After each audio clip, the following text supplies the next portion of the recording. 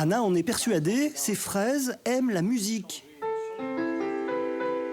30% de moins en phytosanitaire, en intrants, engrais pareil. La qualité, le sucre qui a augmenté de 20% par rapport aux autres années où on n'a pas mis la musique, et aussi au rendement.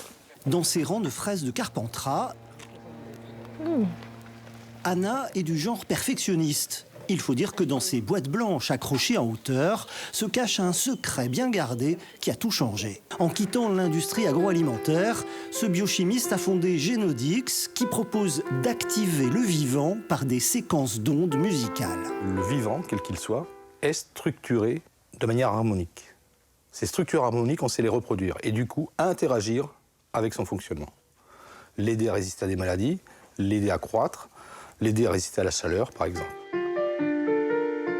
Pour chaque problématique, on va chercher dans la bibliographie quelles protéines, quels métabolismes sont impliqués, et c'est ces séquences qu'on arrive à reproduire et du coup interagir avec ces métabolismes. Depuis son smartphone, Pedro choisit la bonne mélodie parmi 400 différentes. Et à la clé, plusieurs diffusions personnalisées chaque jour chez 150 agriculteurs en France. Ça, ce sont des signes flagrants de vignes cornouées. C'est pour lutter contre les maladies que le Clos Saint-Jean a lui aussi installé un boîtier dans ses vignes.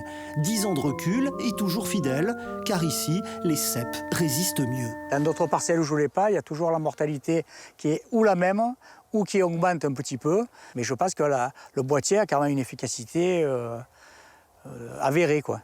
Une petite musique qui peine encore à convaincre les scientifiques, objet à ce jour d'une seule publication validée.